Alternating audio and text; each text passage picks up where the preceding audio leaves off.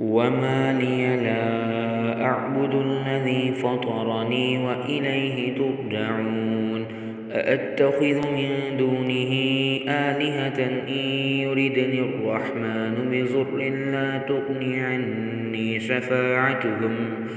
عني شفاعتهم شيئا ولا ينقذون إني إذا لفي ضلال مبين إني آمنت بربكم فاسمعون قيل ادخل الجنة قال يا ليت قومي يعلمون بما غفر لي ربي وجعلني من المكرمين وما أنزلنا على قومه من بعده من جند من السماء وما كنا منزلين إن كانت إلا صيحة واحدة فإذا هم خامدون يا حسرة على العباد ما يأتيهم من رسول إلا كانوا به يستهزئون.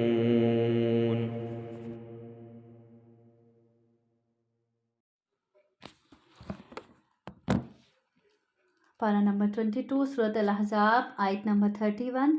और वमन यक़नुत मिनकुन्ना लिल्लाहि व रसूलिहि व तअमल सालिहन नुअतिहा अजरहा मर्रतैनि व आतदना लहा रिज़्क़न करीमा। और तुम में से जो अल्लाह और उसके रसूल की फर्माबरदारी करेगी और नेक अमल करेगी उसे हम उसका अजर भी 2 बार देंगे। यानी जहाँ पीछे क्या बताया गया इस पारे के आखिर में कि अगर कोई गलती होगी, कोताही होगी तो डबल सज़ा। अब यहाँ कोई नेक अमल है तो अजर भी दुगना दिया जाएगा। और हमने इसके लिए बाइज्जत रिस्क तैयार कर रखा है।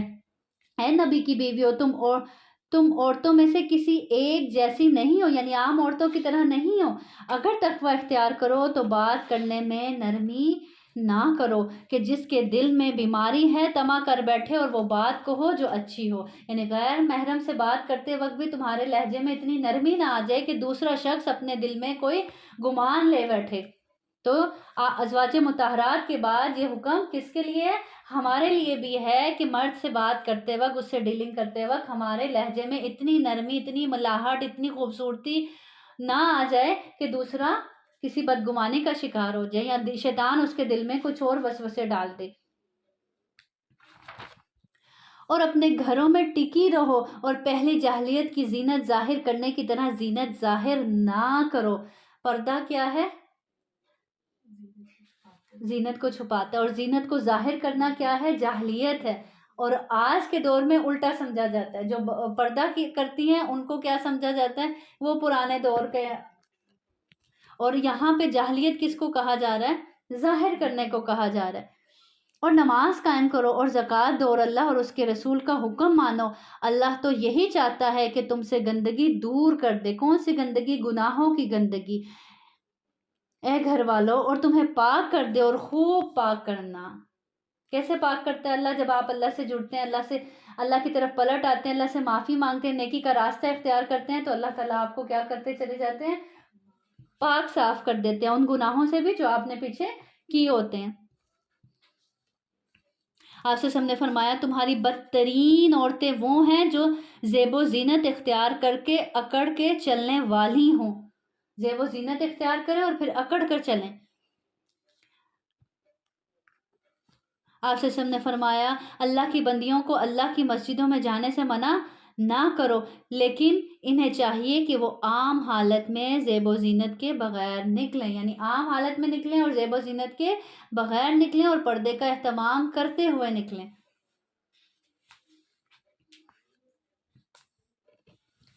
अब यहाँ जो अपने घरों में टिकी रहने की बात की गई है वो दूसरे सेंस में की गई है कि बिला वजह बाजारों में नमूदो नुमाइश करती हुई ना फिरो, बगैर ज़रूरत घरों से ना निकलो। औरत के लिए सबसे महफूज और सबसे इज्जत वाली जगह क्या है? उसका अपना घर ही है। लेकिन जहाँ निकलना पड़े तो बगैर जीनत के पर्दे के साथ जाओ और पर्दे के साथ वापस आओ।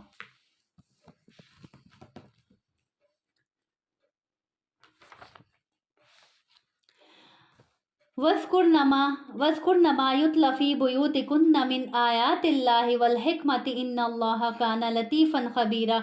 और तुम्हारे घरों में अल्लाह की जिन आयात और दानाई की बातों की तिलावत की जाती है इन्हें याद करो, बेशक अल्लाह हमेशा से निहायत बारीक बीन और पूरी खबर रखने वाला है। वज़्कुर मा युतला यानी जिक्र करती फिरो किसका, जो तुम्हारे घरों में पढ़ा जाता है, यानी अल्लाह की आयात जो तुम्हारे घरों में पढ़ी जाती हैं उसका जिक्र करो, उसको आगे लोगों में बयान करो, खुद भी उसको याद रखो और दूसरे लोगों को भी उसकी याद दहानी करवाओ।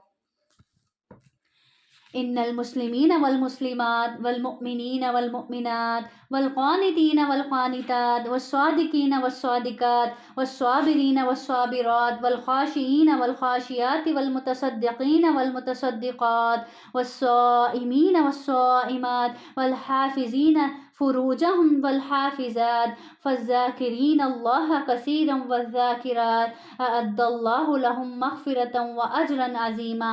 बेशक मुस्लिम मर्द और मुस्लिम औरतें, मोमिन मर्द और मोमिन औरतें, और फर्माबरदार मर्द और फर्माबरदार औरतें, और सच्चे मर्द और सच्ची औरतें, सब्र करने वाले मर्द और सब्र करने वाली औरतें, आजी करने वाले मर्द और आजी करने वाली औरतें, और सदका देने वाले मर्द और सदका देने वाली औरतें, रोज़ा रखने वाले मर्द और रोज़ा रखने वाली औरतें, और अपनी शर्मगाहों की हिफाजत करने वाले मर्द और हिफाजत करने वाली औरतें, और अल्लाह का बहुत ज़िक्र करने वाले मर्द और कसरत से जिक्र करने वाली औरतें, इनके लिए अल्लाह ने बड़ी बख्शिश और बहुत बड़ा अजर तैयार कर रखा है। सैयदना उम्मे सलमा रज़ियल्लाहु अन्हा बयान करती हैं कि मैंने नबी करीम सल्लल्लाहु अलैहि वसल्लम से पूछा, क्या बात है कि कुरान में हमारा जिक्र नहीं किया जाता जिस तरह मर्दों का किया जाता है? तो अल्लाह रब्बुल इज़्ज़त ने ये आयत नाजिल फरमाई कि बेशक मुस्लिम फर्माबरदार मर्द औरतें, मोमिन मर्द और मोमिन औरतें, यानी एक एक का जिक्र करके फरमाया कि इनके लिए अल्लाह ने बड़ी बख्शिश और बहुत बड़ा अजर तैयार कर रखा है।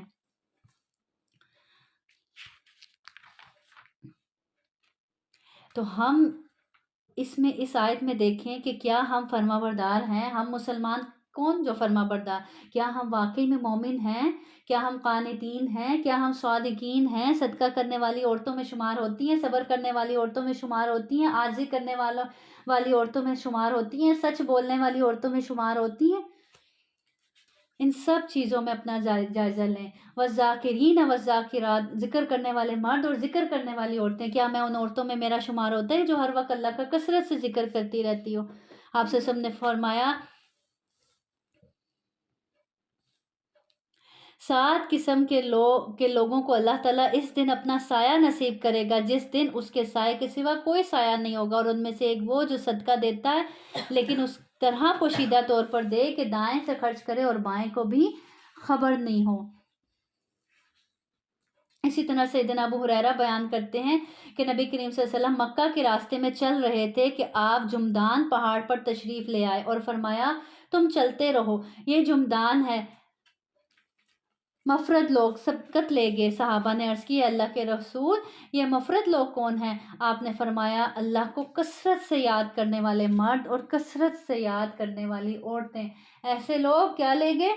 सबकत ले गए, जो हर हाल में हर मौके में अल्लाह को याद करने वाले होते हैं। खाते वक्त अल्लाह का जिक्र नहीं भूलते, खाने के बाद अल्लाह का जिक्र नहीं भूलते, यहाँ तक कि बैतुल खला में जाने से पहले अल्लाह का जिक्र नहीं भूलते, बैतुल खला के आने के बाद अल्लाह का जिक्र नहीं भूलते, बिस्तर पर जाते वक्त अल्लाह का जिक्र नहीं भूलते, उठते वक्त अल्लाह का जिक्र नहीं भूलते। हर वक्त उनकी ज़बान पे क्या होता है? जिक्र ही होता है। अगर हम वो मसनून दुआएं पढ़ना शुरू कर देना जो नबी करीम से सब ने हर मौके के लिए हमें सिखाई हैं, तो हमारी ज़बान फारिग ही ना रहे, हर काम से पहले कोई ना कोई दुआ। फिर आगे अल्लाह रब्बुल इज़्ज़त आयत नंबर 37 में फरमाता है, और जब तुम इस शख्स से जिस पर अल्लाह ने इनाम किया और जिस पर तूने इनाम किया कह रहा था कि अपनी बीवी अपने पास रोके रख और अल्लाह से डरो, और तू अपने दिल में वो बात छुपाता था जिसे अल्लाह जाहिर करने वाला था, और तू लोगों से डरता था, हालांकि अल्लाह ज़्यादा हकदार है कि उससे डरा जाए। फिर जब ज़ैद ने इससे अपनी हाजत पूरी कर ली तो हमने तुझसे इसका निकाह कर दिया ताकि मोमिनों पर अपने मुंह बोले बेटों की बीवियों के बारे में कोई तंगी ना हो। यानी इस रिवाज को ख़त्म करने के लिए, इसकी असलियत बताने के लिए कि ऐसा किया जा सकता है, मुंह बोला बेटा ही है, उसकी बीवी से निकाह किया जा सकता है अगर वो उसको तलाक दे दे। اس بات کو لوگوں کے سامنے لانے کے لیے اللہ رب العزت نے حضرت زینب کا نکاح کس سے کیا؟ نبی کریم صلی اللہ علیہ وسلم سے کر دیا، جن سے پہلے کس کا نکاح کیا گیا تھا؟ نبی کریم صلی اللہ علیہ وسلم نے کس کا نکاح کیا تھا؟ اپنے منہ بولے بیٹے حضرت زید کا نکاح کیا تھا۔ اب کیا ہوا؟ جب ان دونوں کی شادی ہو گئی تو ان دونوں کی آپس میں نہ بن سکی، اور نبی کریم صلی اللہ علیہ وسلم حضرت زید بار بار نبی کریم صلی اللہ علیہ وسلم کو آ کے بتاتے تھے، لیکن نبی کریم صلی اللہ علیہ وسلم نباہ ہی کی تلقین کرتے تھے، لیکن آخرکار پھر نباہ نہ ہو پایا، طلاق ہوگی، تو اللہ رب العزت فرما رہے ہیں کہ ہم نے ان کا کیا کر دیا؟ دونوں کا نکاح کر دیا۔ کس کا؟ نبی کریم صلی اللہ علیہ وسلم کا اور حضرت زینب کا، خود ہی اللہ رب العزت نے نکاح کر دیا۔ اور حضرت زینب اس بات پر فخر کیا کرتی تھی باقی ازواج پر۔ سیدنا انس رضی اللہ عنہ بیان کرتے ہیں کہ سیدہ زینب رضی اللہ عنہ نبی کریم صلی اللہ علیہ وسلم کی دوسری ازواج پر فخر کیا کرتی تھی۔ وہ فرمایا کرتی تھی تمہاری شادی تو تمہارے گھر والوں نے کی، اور میری شادی اللہ تعالیٰ نے 7 آسمانوں کے اوپر سے کر دی۔ پھر آگے آیت نمبر 40، ما کان محمد ابا احد من رجالکم ولکن رسول اللہ وخاتم النبیین وکان اللہ بکل شیء علیما۔ محمد تمہارے مردوں میں سے کسی کا باپ نہیں، اور لیکن وہ اللہ کا رسول اور تمام نبیوں کا ختم کرنے والا ہے، اور اللہ ہمیشہ سے ہر چیز کو خوب جاننے والا ہے۔ یا ایھا الذین آمنوا اذکروا اللہ ذکرا کثیرا۔ پھر ایمان والوں کو مخاطب کر کے کہا جا رہا ہے اے ایمان والو، اللہ کو یاد کرو، بہت زیادہ یاد کرنا، کثرت سے یاد کیا کرو۔ یہ نہیں کہ ہاں بس صبح نماز پڑھ لی یاد کر لیا، 5 وقت اللہ کو یاد کیا تھا، نہیں، ہر وقت کثرت سے اٹھتے بیٹھتے کھاتے پیتے سوتے جاگتے اپنے رب کا کثرت سے ذکر کیا کرو۔ کس کو تلقین کر رہے ہیں اللہ تعالیٰ؟ یہ ایمان والوں کو نصیحت کر رہے ہیں۔ اگر ہم ایمان والے ہیں تو ہمارے لیے بھی یہی حکم ہے۔ آپ سے سب نے فرمایا کیا میں تمہیں ایک ایسا عمل نہ بتاؤں جو تمہارے اعمال میں سب سے بہتر، تمہارے مالک یعنی اللہ تعالیٰ کو سب سے زیادہ پسند، تمہارے درجات کو سب سے زیادہ بلند کرنے والا، تمہارے لیے سونا اور چاندی اللہ کی راہ میں خرچ کرنے سے بھی بہتر، اور اس بات سے بھی بہتر کہ تم اپنے دشمن کا مقابلہ کرو اور تم ان کی گردنیں کاٹو اور وہ تمہاری گردنیں کاٹیں۔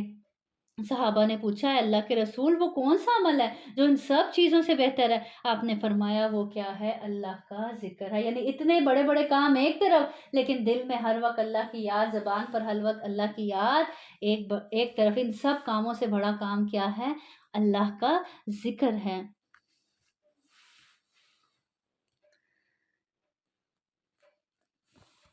حدیث میں آتا ہے جو سبحان اللہ و بحمدی ہر روز 100 بار صبح و شام پڑھتا ہے وہ قیامت کے دن اس سے بہتر عمل کوئی نہیں لائے گا، یعنی اس کے نامہ اعمال میں اس سے بہتر کوئی عمل ہوگا ہی نہیں۔ وَسَبِّحُ بُكْرَةً وَأَصِيلًا، اور اس کی تسبیح کرو پہلے پہر اور پچھلے پہر۔ وہی ہے جو تم پر صلوات بھیجتا ہے اور اس کے فرشتے تاکہ وہ تمہیں اندھیروں سے روشنی کی طرف نکالنا ہے۔ یعنی وہی ہے اللہ رب العزت جو تم پر صلوات بھیجتا ہے، یعنی اللہ اپنی طرف سے تم پر رحمتیں اور برکتیں نازل فرماتا ہے، اپنی طرف سے مہربانیاں نازل فرماتا ہے، اور اس کے فرشتے تاکہ وہ تمہیں اندھیروں سے نکال کر روشنی کی طرف لے آئیں۔ اور اے ایمان والوں پر ہمیشہ سے نہایت مہربان ہے۔ اس لیے تمہیں بھی کیا چاہیے ایمان والوں، تمہیں بھی کیا چاہیے کہ تم پلٹ کر اپنے رب کی کثرت سے تسبیح اور حمد بیان کیا کرو۔ جب تمہارے رب تم پر ہر وقت اپنی رحمتوں کا نزول کر رہا ہے، اپنی مہربانی کا نزول کر رہا ہے، تو تمہارا بھی کیا حق بنتا ہے کہ پلٹ کر اپنے رب کا کثرت سے ذکر کیا کرو۔ ان کی دعا جس دن وہ اس سے ملیں گے سلام ہوگی، اور اس نے ان کے لیے باعزت اجر تیار کر رکھا ہے۔ یعنی وہ جب اللہ سے ملاقات کریں گے تو اللہ رب العزت انہیں سلام کہے گا۔ سبحان اللہ۔ اور کنہیں کہے گا؟ جو واقعی سلام کے حقدار ہوں گے نا، جنہوں نے اپنی ساری زندگیاں اپنے رب کے لیے قربان کی ہوں گی، جنہوں نے اٹھتے بیٹھتے اپنے رب کو یاد کیا ہوگا، تو اللہ رب العزت ان کو اس روز کا سلام پیش کرے گا کہ یہ اللہ کی طرف سے تم پر سلام۔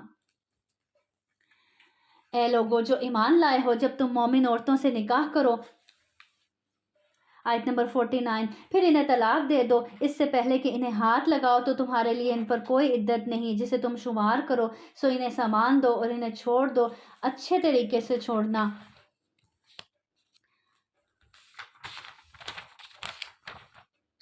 پھر آگے آیت نمبر 53، یا ایھا الذین آمنوا لا تدخلوا بیوت النبی الا ان یؤذن لکم الی طعام غیر ناظرین، اے لوگو جو ایمان لائے ہو، نبی کے گھروں میں مت داخل ہو مگر یہ کہ تمہیں کھانے کی طرف اجازت دی جائے، اس حال میں کہ اس کے پکنے کا انتظار کرنے والے نہ ہو، اور لیکن جب تمہیں بلایا جائے تو داخل ہو جاؤ، پھر جب کھا چکو تو منتشر ہو جاؤ، اور نہ بیٹھے رہو اس حال میں کہ بعد میں دل لگانے والے ہو، بے شک یہ بات ہمیشہ سے نبی کو تکلیف دیتی ہے تو وہ تم سے شرم کرتا ہے، لیکن اللہ حق کہنے سے نہیں شرماتا، اور جب تم اس سے کوئی سامان مانگو تو ان سے پردے کے پیچھے سے مانگو، یہ تمہارے دلوں اور ان کے دلوں کے لیے پاکیزہ بات ہے، اور تمہارا کبھی بھی حق نہیں کہ تم اللہ کے رسول کو تکلیف دو، اور نہ یہ کہ اس کے بعد کبھی اس کی بیویوں سے نکاح کرو، بے شک یہ بات ہمیشہ سے اللہ کے نزدیک بہت بڑی ہے، اگر تم کسی چیز کو ظاہر کرو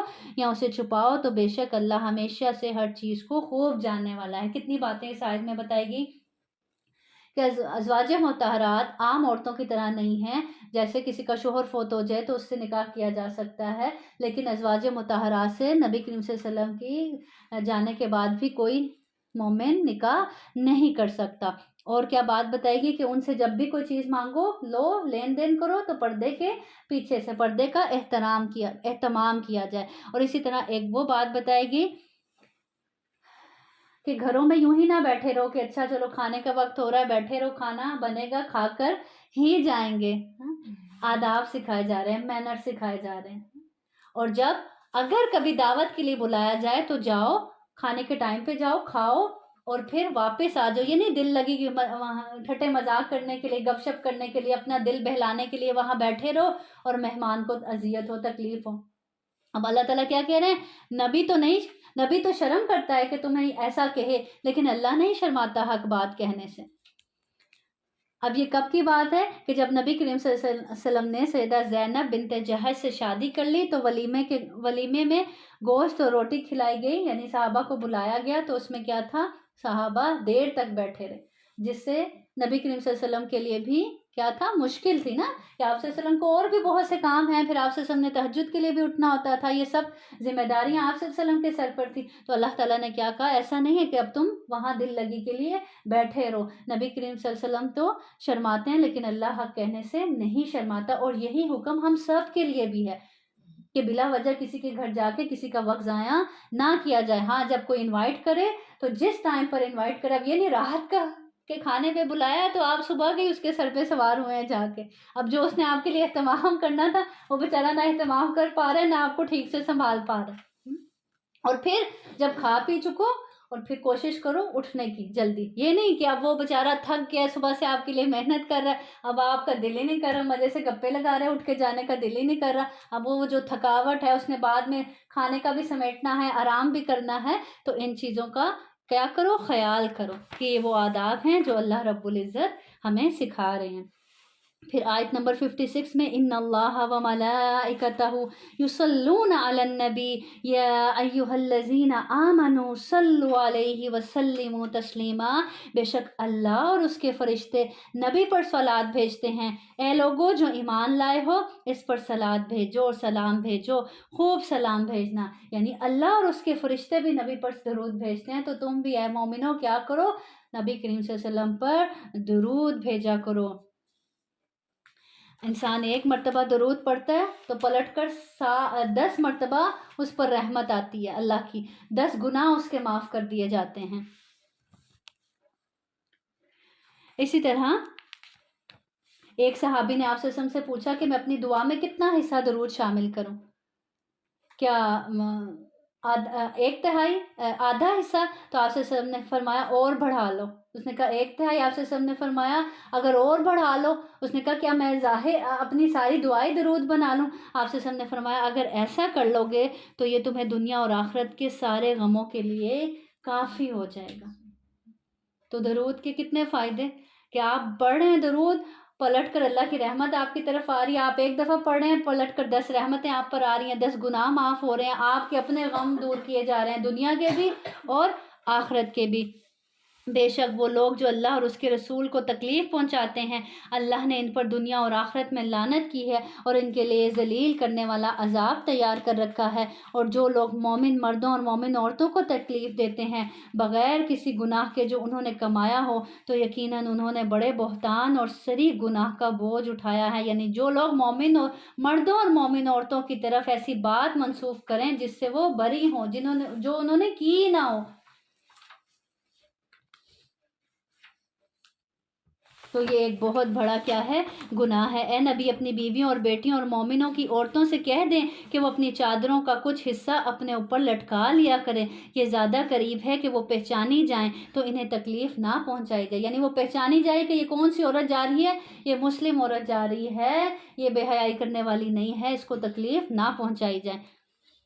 اور اللہ ہمیشہ سے بے حد بخشنے والا، رحم کرنے والا ہے۔ بے شک آیت نمبر 65، بے شک اللہ نے کافروں پر لعنت کی اور ان کے لیے بھڑکتی آگ تیار کی، اس میں ہمیشہ رہنے والے، ہمیشہ نہ کوئی دوست پائیں گے نہ کوئی مددگار، جس دن ان کے چہرے آگ میں الٹ پلٹ کیے جائیں گے، کہیں گے اے کاش کہ ہم نے اللہ کا کہنا مانا ہوتا اور ہم نے رسول کا کہنا مانا ہوتا۔ آگ پہ الٹ پلٹ کیے جائیں گے۔ ٹکے بناتے ہیں کبھی، کیسے آگ پہ الٹ پلٹ کر رہے ہوتے ہیں؟ کباب بناتے ہیں توے پہ آگ پہ، کیسے الٹ پلٹ کر رہے ہوتے ہیں؟ اللہ تعالیٰ کہہ رہے ہیں آگ میں ان کے چہرے الٹائے پلٹائے جائیں گے۔ جس طرح تم اپنے کھانے بناتے ہو، کھانا کباب تلتے ہو، اس طرح تمہارے چہروں کو آگ میں الٹایا پلٹایا جائے گا۔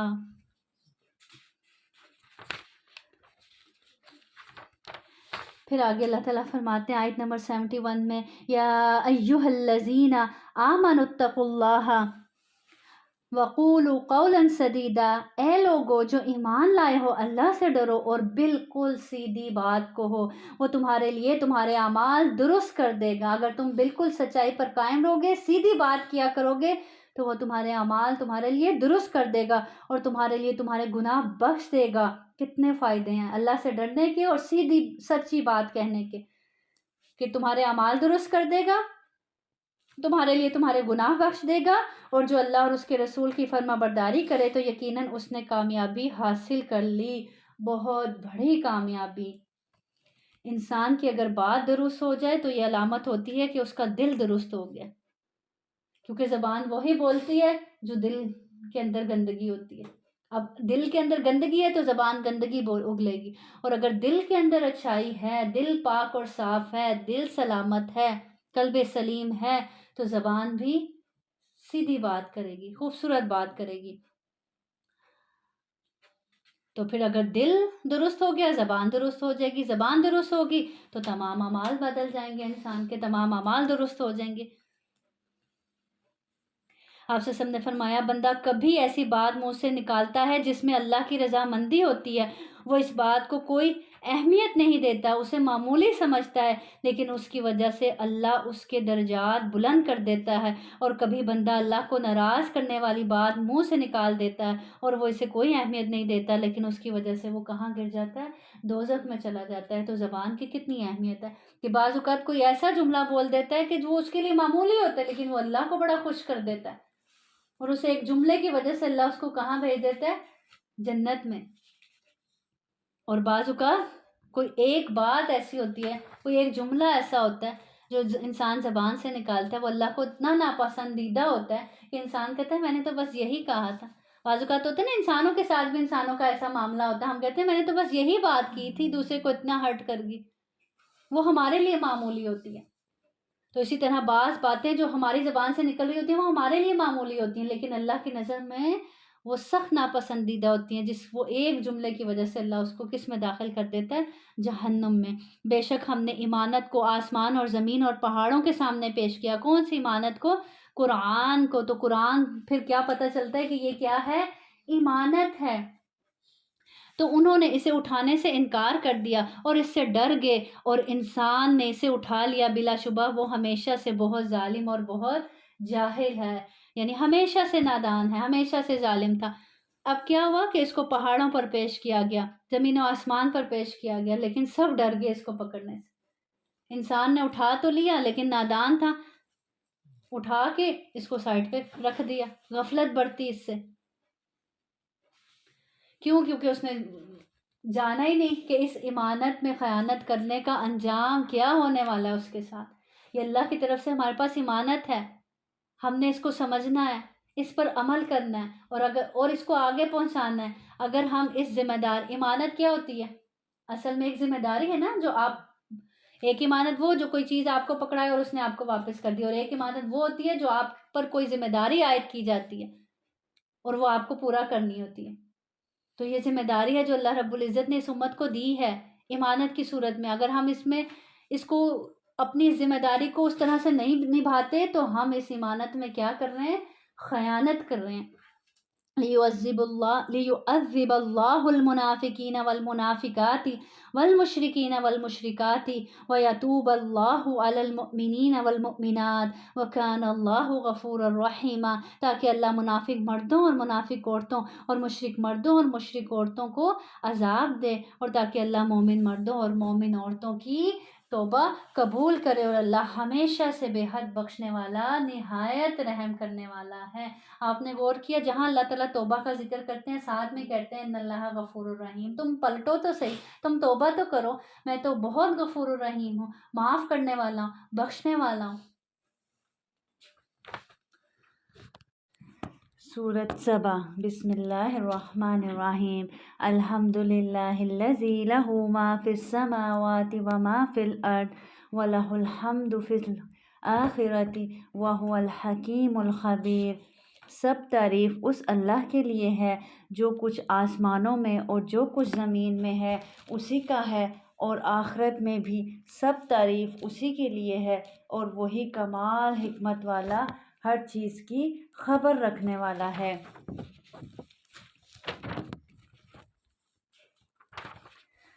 پھر آگے اللہ رب العزت فرماتے ہیں آیت نمبر 11 میں وَلَقَدْ آتَيْنَا دَاوُودَ مِنَّا فَضْلًا يَا جِبَالُ أَوِّبِي مَعَهُ وَالطَّيْرَ وَأَلَنَّا لَهُ الْحَدِيدَ أَنِ اعْمَلْ سَابِغَاتٍ وَقَدِّرْ فِي السَّرْدِ وَاعْمَلُوا صَالِحًا إِنِّي بِمَا تَعْمَلُونَ بَصِيرٌ.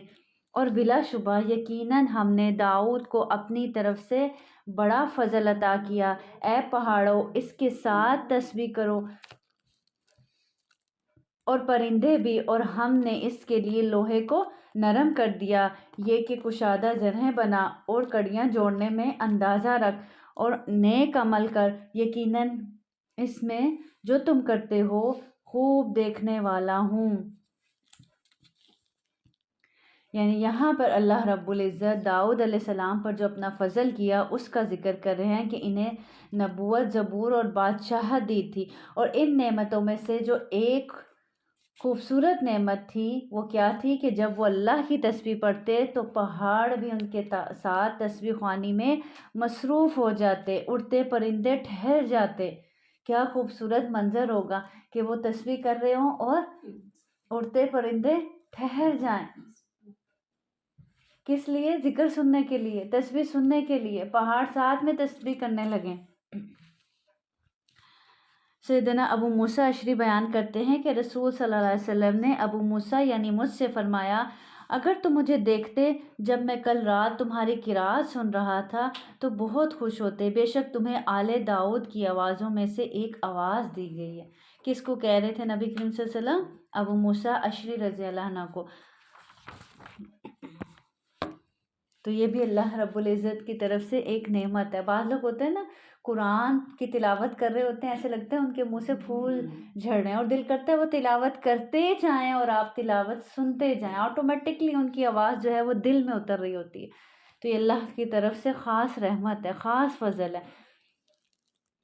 اور سلیمان کے لیے ہوا کو تابع کر دیا. اس کا صبح کا چلنا 1 ماہ کا اور شام کا چلنا 1 ماہ کا تھا. اور ہم نے اس کے لیے تانبے کا چشمہ بہایا، اور جنوں میں سے کچھ وہ تھے جو اس کے سامنے اس کے رب کے اذن سے کام کرتے تھے، اور ان میں سے جو ہمارے حکم سے کجی کرتا ہم اسے بھڑکتی آگ کا کچھ عذاب چکھاتے تھے. اب یہاں سے کس کا اللہ رب العزت ذکر کر رہے ہیں؟ یہاں پہ سلیمان علیہ السلام کا. وہ کون تھے؟ حضرت داؤد علیہ السلام کے بیٹے تھے کہ اللہ رب العزت فرما رہے ہیں ان کے لیے ہم نے داؤد علیہ السلام کے لیے کیا کیا تھا، لوہے کو نرم کر دیا تھا، ان کے لیے ہوا کو مسخر کر دیا تھا۔ اپنے سامان کے ساتھ صبح کے وقت 1 ماہ کی مسافت طے کرتے تھے اور شام کے وقت 1 ماہ کی، یعنی صبح و شام میں 1 ماہ دور کی مسافت جو ہے وہ لمحوں میں طے کر لیتے تھے۔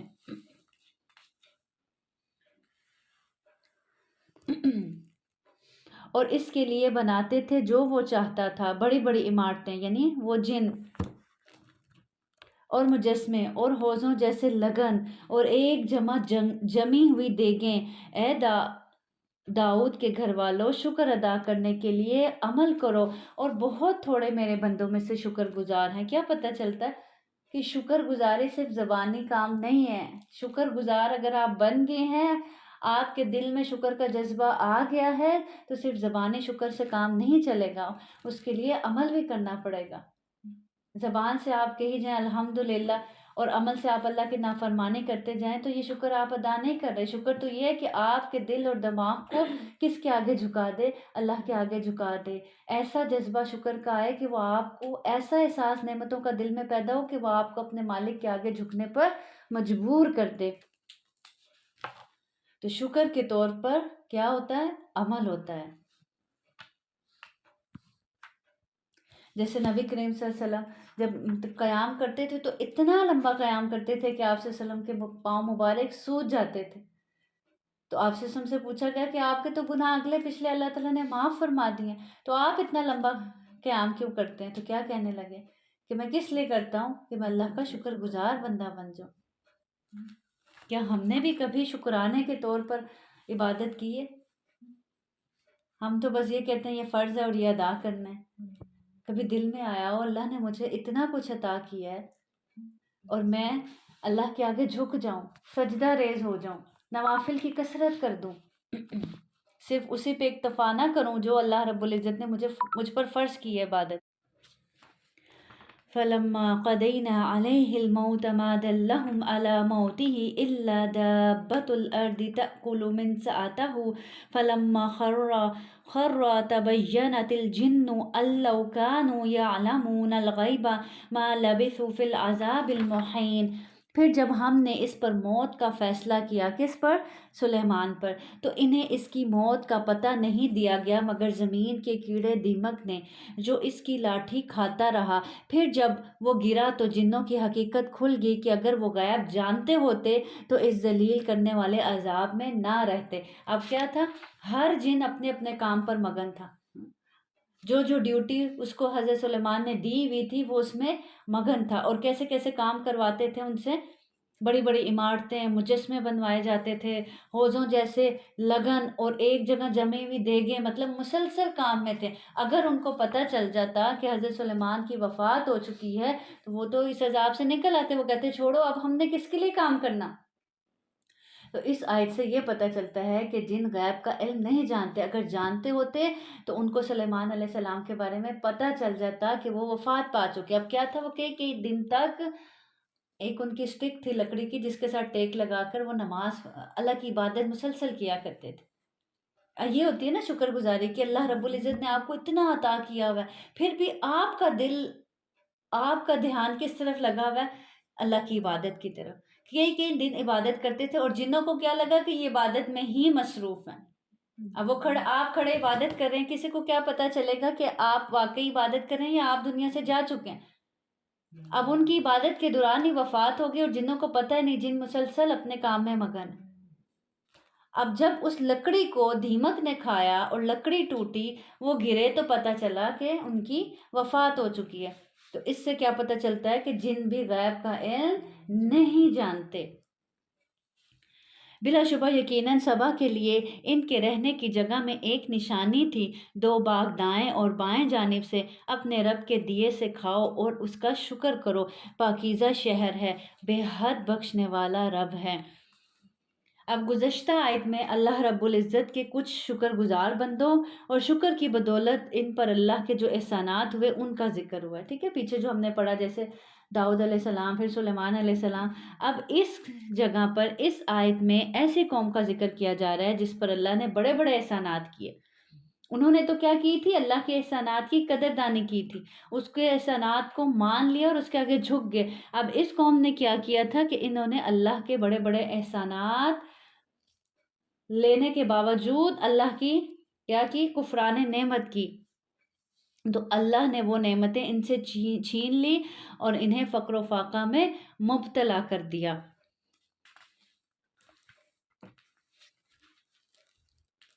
پھر انہوں نے منہ موڑ لیا۔ اب یہ کون سی قوم تھی؟ وہی قوم تھی جو ملکہ سبا کی قوم تھی، جو سلیمان علیہ السلام کے زمانے میں کیا ہو گئی تھی؟ مسلمان ہو گئی تھی۔ پھر انہوں نے منہ موڑ لیا تو ہم نے ان پر بن کا سیلاب بھیجا، اور ہم نے ان کے 2 باغوں کے بدلے 2 اور باغ دیے جو بدمزہ پھلوں اور جھاؤں کے درختوں اور کچھ تھوڑی سی بیریوں والے تھے۔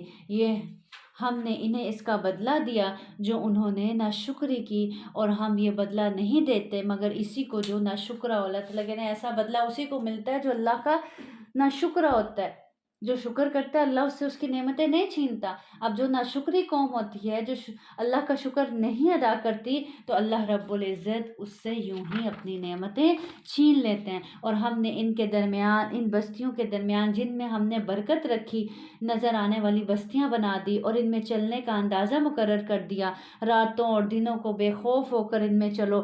تو انہوں نے کہا اے ہمارے رب، ہمارے سفروں کے درمیان دوری پیدا کر دے، اور انہوں نے اپنی جانوں پر ظلم کیا تو ہم نے انہیں کہانیاں بنا دیا اور انہیں ٹکڑے ٹکڑے کر دیا۔ ہر طرح ٹکڑے ٹکڑے کرنا، بلا شبہ اس میں بہت صبر کرنے والے، بہت شکر کرنے والے کے لیے یقیناً بہت سی نشانیاں ہیں۔ اللہ تعالیٰ کیا کہنا ہے اس میں؟ کس کے لیے نشانیاں؟ ہر صبر اور شکر کرنے والے کے لیے نشانیاں۔ اب اس آیت میں انہی پر مزید، یہ جو پیچھے قوم سبا کا ذکر کیا جا رہا ہے نا، انہی پر جو اللہ رب العزت نے مزید احسانات کیے تھے ان کا ذکر کیا جا رہا ہے کہ ان پر خوشحالی اور فراوانی کا اس قدر دورہ تھا کہ مسافر کو کسی قسم کی زیادہ راہ اور پانی کو اپنے ہمراہ ساتھ لے جانے کی ضرورت نہ پڑتی تھی، کیونکہ وہ جہاں بھی پڑاؤ ڈالتے اسے پانی اور پھل میسر آ جاتا تھا۔ ایک بستی میں اگر وہ دوپہر گزارتے تو رات ہونے تک وہ دوسری بستی میں پہنچ جاتے تھے، لیکن انہیں یہ نعمتیں بھی راس نہیں آئی۔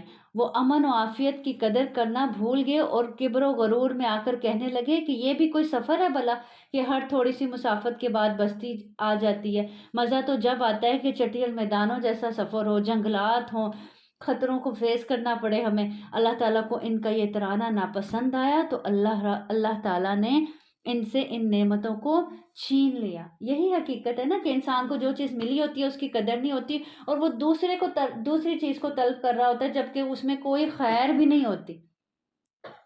تو انہوں نے بھی ایسا کیا تو اللہ رب العزت نے ان سے پھر ان کی نعمتیں چھین لی، اور ان کی تاریخ لوگوں کے لیے کہانیاں بن گئی جنہیں سن کر دنیا والے حیرت کرتے ہیں کہ کس طرح اللہ نے ان کے عیش و کرم کو سختی و تنگی میں تبدیل کر دیا۔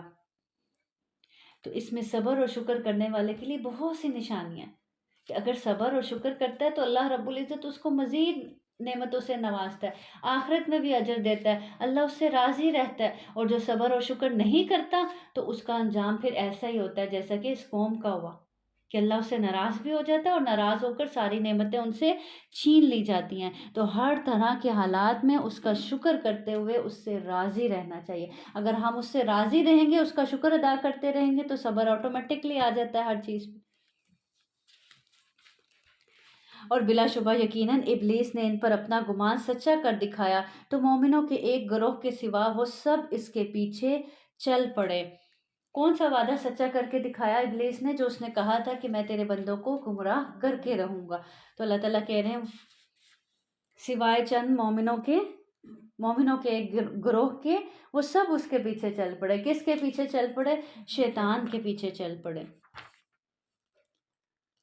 اور اس کا ان پر کوئی غلبہ نہ تھا مگر تاکہ ہم جان لیں کون ہے جو آخرت پر ایمان رکھتا ہے اس سے الگ جو اس کے بارے میں شک میں ہے، اور تیرا رب ہر چیز پر پوری طرح نگران ہے۔ یعنی ابلیس کے پاس کوئی ایسی طاقت نہیں کہ وہ زبردستی لوگوں کو اللہ کی راہ سے ہٹا کر اپنی راہ پر ڈال لے۔ وہ صرف یہی اختیار رکھتا ہے کہ انسان کے دل میں کیا ڈالے؟ وسوسہ ڈالے۔ اور یہ بھی اختیار اللہ تعالیٰ نے اس کو کیوں دیا؟ اپنے بندوں کی آزمائش کے لیے، اپنے بندوں کے امتحان کے لیے، کہ دیکھوں واقعی کون میری محبت میں سچا ہے، کون ڈٹا رہتا ہے میری محبت میں اور کون اس کے پیچھے چل پڑتا ہے۔ پھر آگے آیت نمبر 25 میں اللہ تعالیٰ فرماتے ہیں، کہہ دے نہ تم سے اس کے بارے میں پوچھا جائے گا جو ہم نے جرم کیا، اور نہ ہم سے اس کے بارے میں پوچھا جائے گا جو تم کرتے ہو، کہ ہم سب کو ہمارا رب جمع کرے گا، پھر ہمارے درمیان حق کے ساتھ فیصلہ کرے گا، وہی خوب فیصلہ کرنے والا ہے، سب کچھ جاننے والا، کمال حکمت والا ہے۔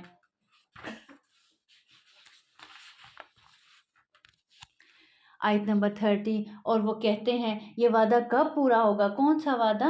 قیامت کا وعدہ۔ اگر تم سچے ہو، کہہ تمہارے لیے ایک دن کا طے شدہ وعدہ ہے جس سے تم نہ ایک گھڑی پیچھے رہو گے اور نہ آگے بڑھو گے۔ اور یہی موت کا بھی وعدہ ہے کہ انسان موت کو تو ہر وقت تمنا کرتا ہے نا، ذرا سے حالات خراب ہوتے ہیں تو کہتے ہیں اچھا موت آ جائے، تو جب وہ آنی ہے تو پھر نہ وہ جب اس کا وقت مقرر ہے وہ اسی وقت پر آنی ہے، نہ ایک لمحہ آگے اور نہ ایک لمحہ پیچھے۔ پھر چاہے انسان جتنا مرضی تڑپتا رہے کہ تھوڑی مہلت مل جائے، پھر مہلت ایک گھڑی کی بھی نہ ملے گی۔ جب وعدے کا وقت آ جائے گا، پھر چاہے وہ قیامت کے وعدے کا وقت ہو، چاہے وہ موت کے وعدے کا وقت ہو، چاہے وہ عذاب کے وعدے کا وقت ہو۔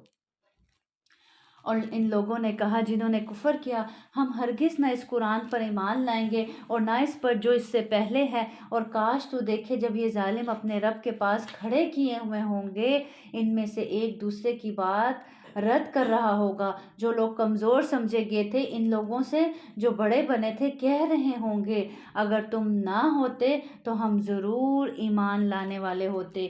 وہ لوگ جو بڑے بنے تھے ان لوگوں سے جو کمزور سمجھے گئے کہیں گے، کیا ہم نے تمہیں ہدایت سے روکا تھا اس کے بعد کہ وہ تمہارے پاس آئی، بلکہ تم مجرم تھے۔ اور وہ لوگ جو کمزور سمجھے گے ان لوگوں سے جو بڑے بنے تھے کہیں گے، بلکہ تمہاری رات اور دن کی چال بازی نے ہمیں روکا جب تم ہمیں حکم دیا کرتے تھے۔ اب جہنم میں جائیں گے تو ایک دوسرے کو بلیم کر رہے ہوں گے۔ دنیا میں ایک دوسرے کے پیچھے لپکتے ہوئے ایک دوسرے کی پیروی کرتے تھے برائی کے کام میں خوشی خوشی، اب وہاں جب جہنم میں اپنا انجام دیکھیں گے تو پھر ایک دوسرے کو ہی کوس رہے ہوں گے۔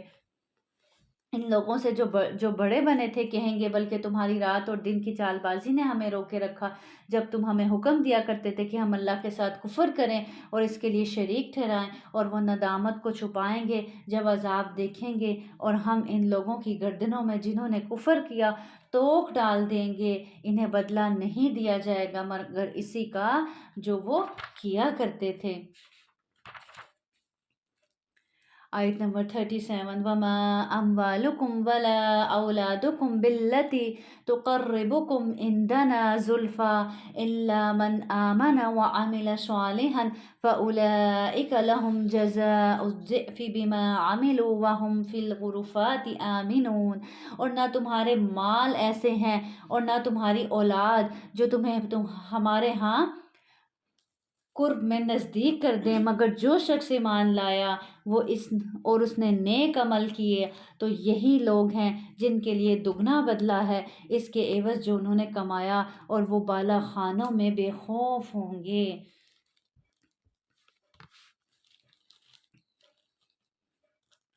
اللہ رب العزت فرما رہے ہیں تمہارے مال اور اولاد جن پر تم اتراتے پھرتے ہو، ایسا نہیں ہے کہ ان کے ذریعے سے تم لوگوں میں تو اپنی جگہ بنا سکتے ہو، لیکن اللہ کے ہاں اپنی جگہ نہیں بنا سکتے، اللہ کا قرب نہیں حاصل کر سکتے۔ ہاں اس صورت میں کہ جب ان کو بھی اللہ کے راستے میں استعمال کرو، ان کے ذریعے بھی آخرت کماؤ، تو پھر اگر ایسا کرو گے تو تمہارے لیے کیا ہے؟ پھر دگنا اجر ہے۔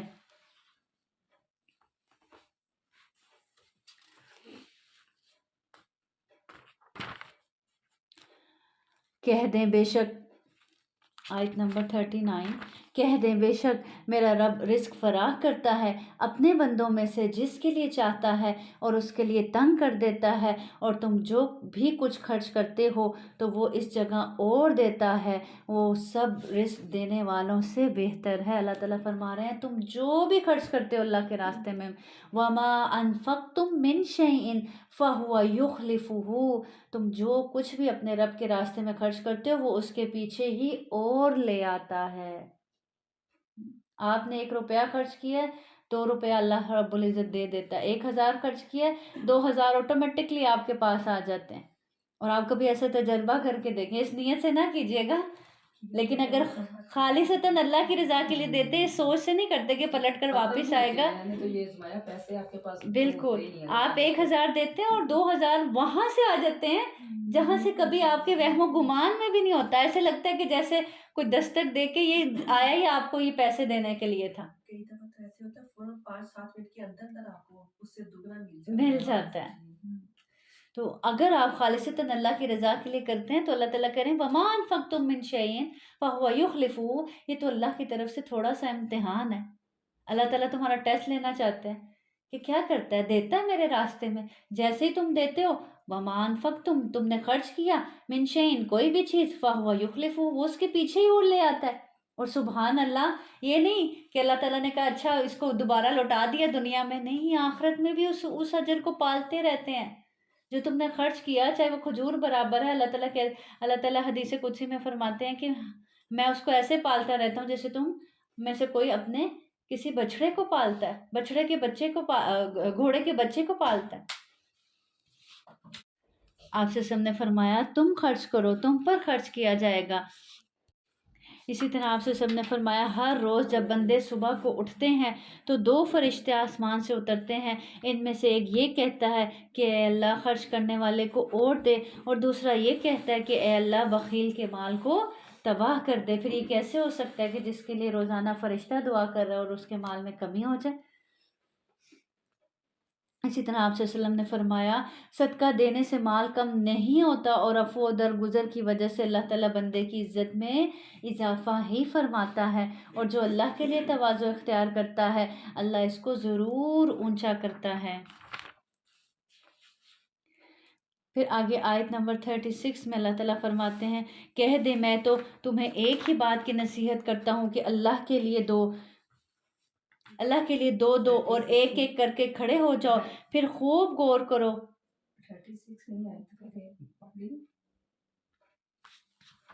46 سوری. کہہ دے میں تو تمہیں ایک ہی بات کی نصیحت کرتا ہوں کہ اللہ کے لیے دو اور ایک ایک کر کے کھڑے ہو جاؤ، پھر خوب غور کرو کہ تمہارے ساتھی میں جنون کی کون سی چیز ہے. دیوانہ کہتے تھے نبی کریم صلی اللہ علیہ وسلم کو، تو اللہ تعالیٰ کہہ رہے ہیں غور تو کرو، چاہے 2 کھڑے ہو کے، چاہے ایک ایک کھڑے ہو کے، آپس میں مل کر کھڑے ہو کے غور و فکر تو کرو کہ اس میں کس چیز کی وجہ سے تمہیں جنون نظر آتا ہے. وہ تو ایک شدید عذاب سے پہلے محض تمہیں ڈرانے والا ہے. پھر آگے آیت نمبر 51 میں اور کاش تو دیکھے جب وہ گھبرا جائیں گے پھر بچ نکلنے کی کوئی صورت نہ ہوگی. آج تو دنیا میں سنتے نہیں نا، آیات کو اگنور کر دیتے ہیں، اللہ کی نشانیوں کو اگنور کر دیتے ہیں. تو اللہ تعالیٰ کہہ رہے ہیں کاش تو دیکھے جب وہ گھبرا جائیں گے پھر بچ نکلنے کی کوئی صورت نہ ہوگی جب اپنے انجام کو دیکھ لیں گے اور وہ قریب جگہ سے پکڑ لیے جائیں گے اور وہ کہیں گے ہم اس پر ایمان لے آئے، اور ان کے لیے دور جگہ سے ایمان کو حاصل کرنا کیسے ممکن ہے. آپ کیسے ایمان لا سکتے ہیں اور دور جگہ سے ایمان کو حاصل کرنا کیسے ممکن ہے؟ یہ بات کیوں کی گئی؟ کیونکہ ایمان تو حاصل کرنا تھا کہاں؟ دنیا میں. وہ تو بہت دور رہ گئی جگہ، وہ اسٹیشن تو بہت دور پیچھے چھوڑا ہے. تو اب یہ تو منزل پہ پہنچ گئے، تو وہ والا اسٹیشن کیسے حاصل کر سکتے ہیں؟ وہاں واپس جا کے کیسے لا سکتے ہیں؟ اللہ تعالیٰ کہہ رہے ہیں وہ تو بہت دور ہے. حالانکہ بلا شبہ وہ اس سے پہلے اس کا انکار کر چکے ہیں اور وہ بہت دور جگہ سے بن دیکھے نشانے پر پھینکتے رہے ہیں. اور ان کے درمیان اور ان چیزوں کے درمیان جن کی وہ خواہش کریں گے رکاوٹ ڈال دی جائے گی، جیسا کہ اس سے پہلے ان جیسے لوگوں کے ساتھ کیا گیا. یقیناً وہ ایسے شک میں پڑے ہوئے تھے جو بے چین رکھنے والا تھا.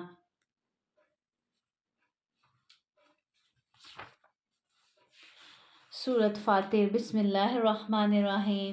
الحمد للہ فاطر السماوات والارض جاعل الملائکۃ رسلا اولی اجنحۃ مثنی وثلاث ورباع یزید فی الخلق ما یشاء ان اللہ علی کل شیء قدیر.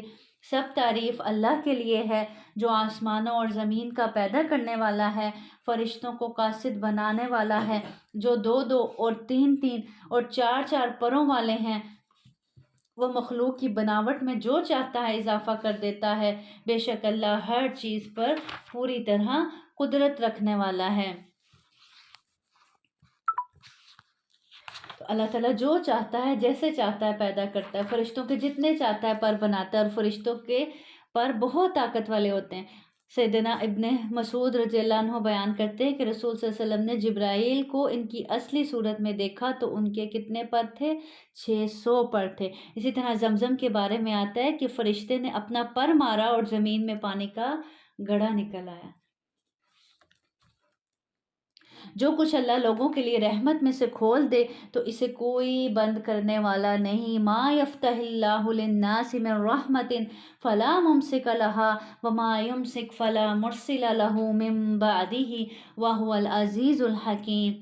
جو کچھ اللہ لوگوں کے لیے رحمت میں سے کھول دے، اگر اللہ اپنی رحمت میں سے کسی کے لیے کچھ کھول دے تو اسے کوئی بند کرنے والا نہیں، اس کی رحمت کو اس پر نازل ہونے سے کوئی روکنے والا نہیں، اور جو بند کر دے تو اس کے بعد اسے کوئی کھولنے والا نہیں، اور وہی سب پر غالب کمال حکمت والا ہے۔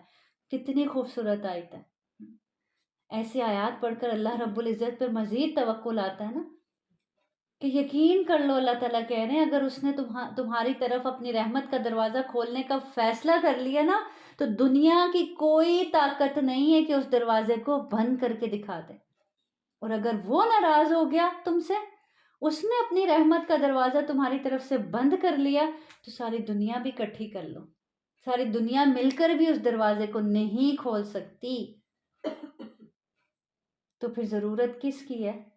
اللہ کی رحمت کے طلبگار بننے کی نا، ایسے کام کرنے کی کہ اس کی رحمت کا طلبگار بنا جائے، کہ اس کی رحمت کے دروازے ہم پر کھلیں۔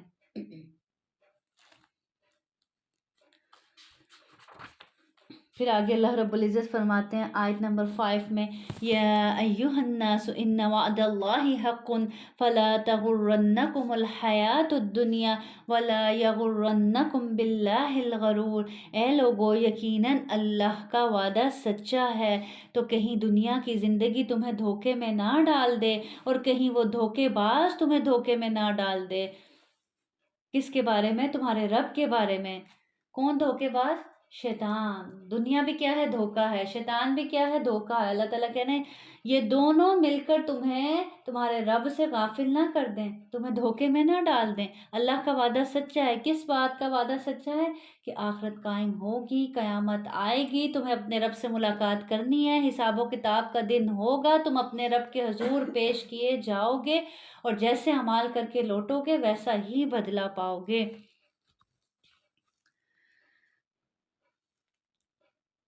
تو یہ دھوکہ ہی ہے نا دنیا کا۔ ان نعمتوں میں ہم پلنے کے ساتھ ساتھ ان نعمتوں میں اتنے کھو گئے، ان نعمتوں کے اتنے عادی ہو گئے، ان نعمتوں میں اپنی زندگیوں کو اتنا مگن کر لیا کہ ہمیں یاد ہی نہیں کہ ہم نے مرنا بھی ہے۔ تو کتنا بڑا دھوکہ ہے یہ دنیا۔ اور پھر دنیا دھوکہ، اور اوپر سے شیطان اس سے بڑا دھوکے باز، جو ہمیں مطمئن کر دیتا ہے اس بات پہ، تو دیکھو دئی دنیا تم پر دنیا کی اتنی فراوانی ہے تم پر، اس کا مطلب تمہارا رب تم سے راضی ہے، مطمئن رہو، جیسے چل رہا ہے چلتے رہو۔ یہاں تک کہ اچانک جب موت آ کے کھڑی ہوتی ہے پھر انسان کو پتہ چلتا ہے وہ یہ کیا ہو گیا۔ ان الشیطان لکم عدو فاتخذوہ عدوا۔ اللہ تعالیٰ فرما رہے ہیں بے شک شیطان تمہارا کھلا دشمن ہے، اسے تم اپنا دشمن سمجھو۔ آج آپ کو کوئی آ کے کہہ دے کہ فلاں تم سے دشمنی رکھتا ہے، فلاں اگر یہ نہ بھی کہ صرف اتنا ہی کہہ دے فلاں تمہارے بارے میں اچھا نہیں سوچتا، اس کے دل میں تمہارے لیے اچھی فیلنگز نہیں ہیں، تو ہم ایک محاذ کھڑا کر لیتے ہیں اس کے خلاف، ہم الرٹ ہو جاتے ہیں کہ وہ میرا دشمن ہے۔ اور جس کے بارے میں اللہ رب العزت کہہ رہے ہیں کہ یہ تمہارا دشمن ہے، اور وہ سچ بھی نہیں ہوتا جو لوگ بتا رہے ہوتے ہیں، اور اللہ رب العزت جو سب سے سچا ہے وہ کہہ رہا ہے کہ شیطان تمہارا دشمن ہے، تم اس کو دشمن سمجھو، ہم سمجھتے ہی نہیں،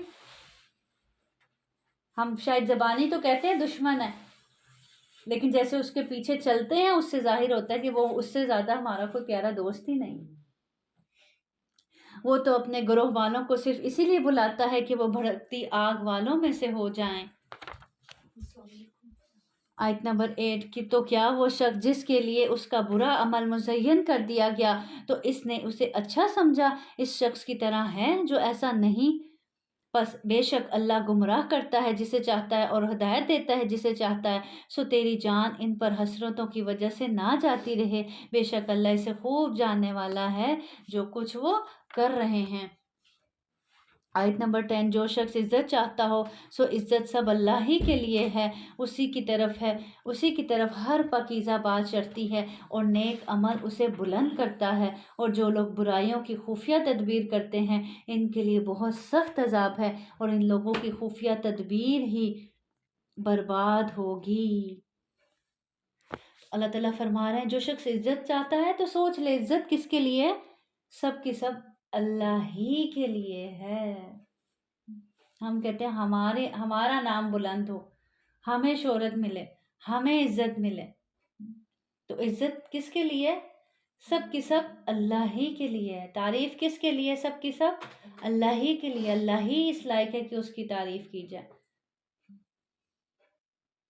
تو آپ کی بھی کسی چیز پر کوئی تعریف کرے یا آپ کی تعریف کرے تو اس کا کریڈٹ فوراً سے کس کو دینا چاہیے، اللہ رب العزت کو ہی دینا چاہیے۔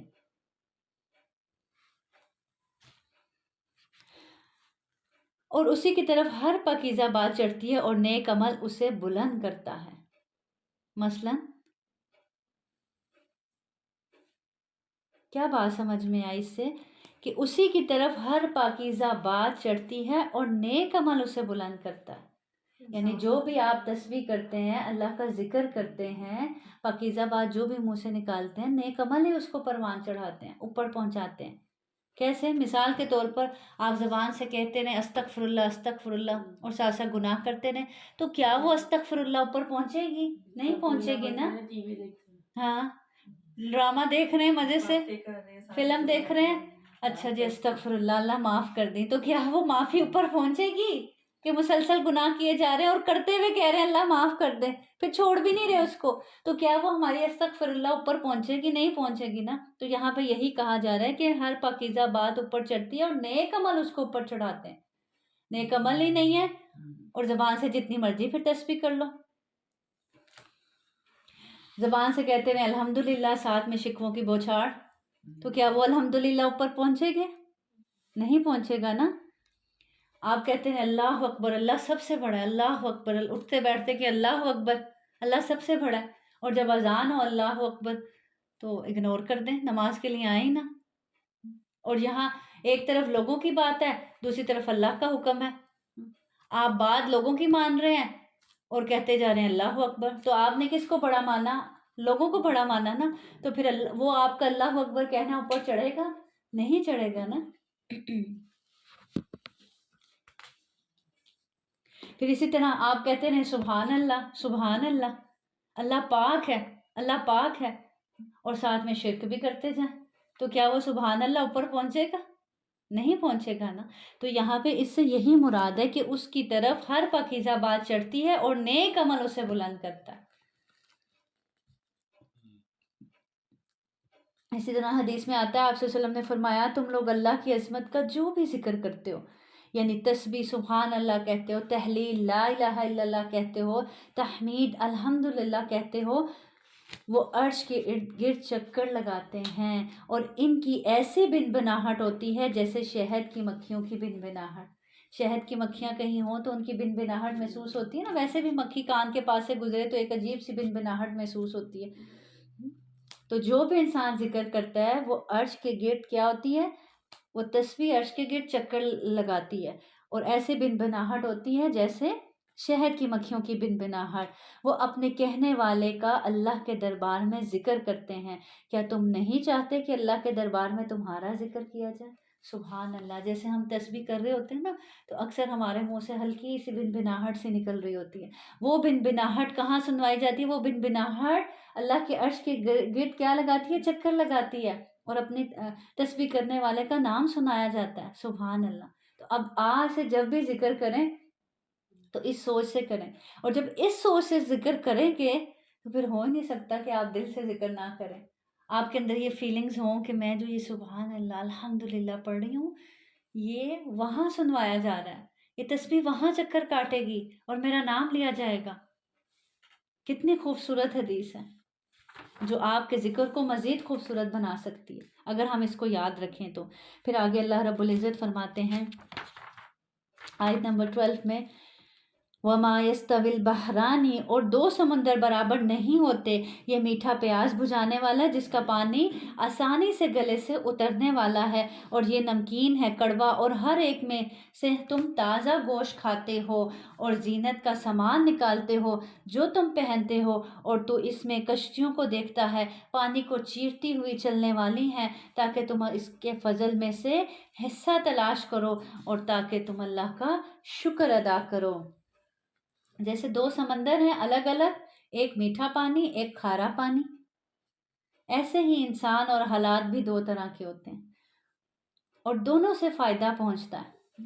اب اللہ تعالیٰ یہاں پہ کیا کہہ رہے ہیں کہ دونوں سمندروں سے تم کیا نکالتے ہو؟ تازہ گوشت نکالتے ہو. تو اس کا مطلب ہے کہ جو برے لوگ ہوتے ہیں ان سے بھی کہیں نہ کہیں انسان کسی نہ کسی صورت میں فائدہ حاصل کر ہی رہا ہوتا ہے. پھر آگے آیت نمبر 15 میں اللہ تعالیٰ فرماتے ہیں یا ایہا الناس انتم الفقراء الی اللہ واللہ هو الغنی الحمید. اے لوگو تم ہی اللہ کی طرف محتاج ہو اور اللہ ہی سب سے بے پرواہ تمام تعریفوں کے لائق ہے. اگر وہ چاہیں تو تمہیں لے جائے اور نئی مخلوق لے آئے اور یہ اللہ پر کچھ بھی مشکل نہیں ہے. تم اللہ کے محتاج ہو، اللہ کو تو تمہاری ضرورت نہیں ہے، ہمیں اللہ کی ضرورت ہے، اللہ کو تو ہماری ضرورت نہیں ہے. اگر ہم اس سے دور بھاگنا چاہتے ہیں تو اس کو تو کوئی پرواہ نہیں. بہت سے لوگ ہیں جو اللہ کے بہت قریب ہیں، بہت سے لوگ ہیں جو اللہ کی عبادت کرنے والے ہیں. تو اگر ہم اس سے دور ہوتے ہیں تو اس میں ہمارا ہی نقصان ہے. ہمیں اپنے رب کی ضرورت ہے اس دنیا، اس جہان میں بھی اور اس جہان میں بھی.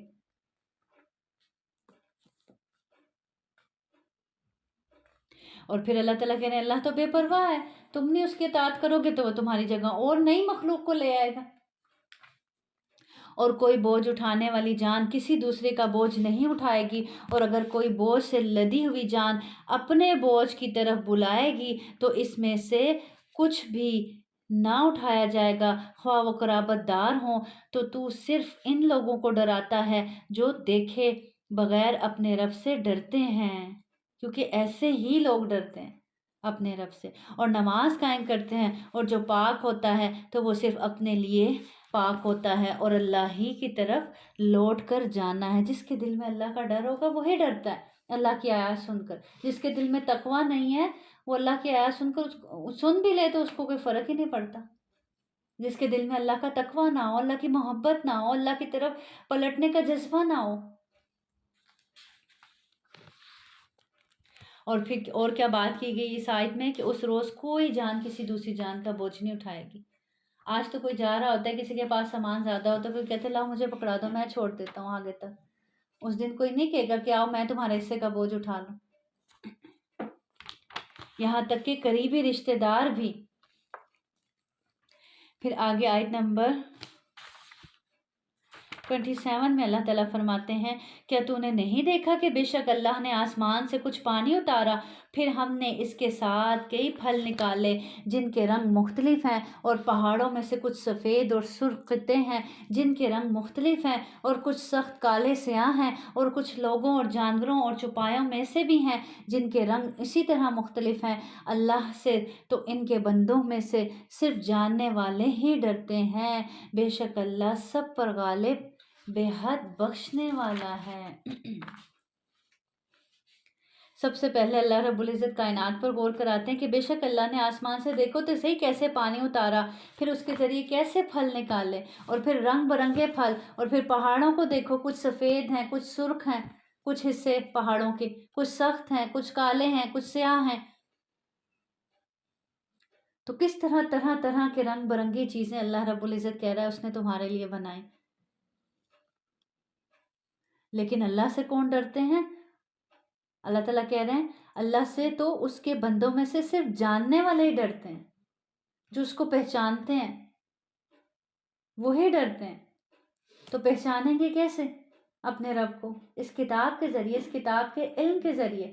ایسے ہی ہے نا، اس کتاب کے پڑھنے سے پہلے، اس کتاب کو سمجھنے سے پہلے ہمیں پتہ تو ہوتا ہے اللہ ہے، لیکن اس کی اصل پہچان یہ کتاب کا علم ہی کرواتی ہے کہ میرا اور آپ کا رب کون ہے، کیسا ہے، اس کے بارے میں متعارف یہ کتاب کرواتی ہے. ایسے ہی ہے. اور پھر جب جان جاتا ہے انسان، پھر اپنے رب سے ڈرنے لگتا ہے. پھر جب ڈرنے لگتا ہے تو آیات آٹومیٹکلی اس کے دل پر اثر کرنے لگتی ہیں، اس کا عمل بدلنے لگتا ہے. تو حقیقی عالم وہی ہوتا ہے جو اللہ سے ڈرے. تو آدمی کے عالم ہونے کے لیے اتنا ہی کافی ہے کہ وہ اللہ سے ڈرتا ہو. اور عالم کے اندر یہ 4 چیزیں ہونا ضروری ہے: وقار، ٹھہراؤ اور اللہ کا ڈر. پھر اسی طرح آیت نمبر 29 میں اللہ تعالیٰ فرماتے ہیں بے شک جو لوگ اللہ کی کتاب پڑھتے ہیں اور انہوں نے نماز قائم کی اور جو کچھ ہم نے انہیں دیا اس میں سے انہوں نے پوشیدہ اور ظاہر خرچ کیا، وہ ایسی تجارت کی امید رکھتے ہیں جو کبھی برباد نہ ہوگی. یعنی انہوں نے ایسی تجارت کی ہے جو کبھی ان کو نقصان نہیں دے گی. کون سی تجارت؟ کیسی تجارت؟ جنہوں نے اللہ کو تھام لیا اللہ کی کتاب کے ذریعے، اور انہوں نے نماز قائم کی، اور جو کچھ اللہ نے ان کو دیا ہے، چاہے وہ رزق ہے، چاہے وہ مال ہے، چاہے وہ کوئی بھی نعمت ہے، کوئی بھی صلاحیت ہے، اس کو اللہ کے راستے میں کیا کرتے ہیں؟ خرچ کرتے ہیں.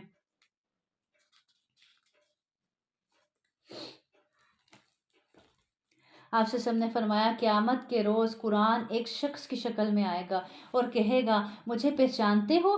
میں وہی ہوں جس نے تمہیں راتوں کو بیدار اور دن کو بھوکا رکھا. دنیا میں ہر کوئی اپنی تجارت کے پیچھے تھا اور تو تجارت کو چھوڑ کر میرے پیچھے تھا، تو آج میں ان سب کو چھوڑ کر تیرے لیے ہوں. اور آج ہم کیا کہتے ہیں؟ آج ہمارے پاس ان تجارتوں کی وجہ سے، ان دنیا کے کام دھندوں کی وجہ سے ہمارے لیے اس کتاب کے لیے وقت نہیں نکلتا. اور جس نے ان سب چیزوں کو کرتے ہوئے اس کتاب کے لیے وقت نکال لیا، تو یہ قرآن قیامت تک ساتھ نبھائے گا، یہاں تک کہ اس بندے کو کہاں پہنچا دے؟ جنت میں پہنچا دے. تو ایسا دوست کس کو نہیں چاہیے؟ قبر کے اندھیرے سے کتنا خوف آتا ہے. یہ قرآن وہاں بھی آ جائے گا ایک انسانی شکل میں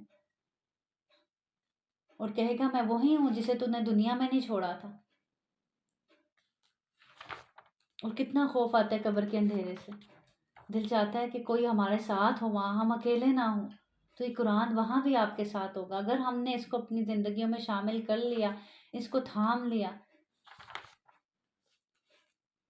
آیت نمبر 31 اور وہ جو ہم نے تیری طرف کتاب میں سے وحی کی ہے وہی حق ہے، اس کی تصدیق کرنے والی ہے جو اس سے پہلے ہے. بے شک اللہ اپنے بندوں کی یقیناً پوری خبر رکھنے والا، سب کچھ دیکھنے والا ہے. پھر ہم نے اس کتاب کے وارث اپنے بندے بنائے جنہیں ہم نے چن لیا.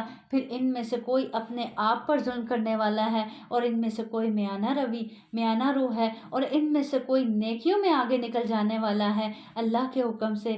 یہی بہت بڑا فضل ہے. کیا بہت بڑا فضل ہے؟ نیکیوں میں سبقت لے جانا. ہمیشگی کے باغات جن میں وہ داخل ہوں گے اور اس میں انہیں سونے کے کنگن اور موتی پہنائے جائیں گے اور ان کا لباس اس میں ریشم کا ہوگا. اور وہ کہیں گے سب تعریف کس کے لیے ہے؟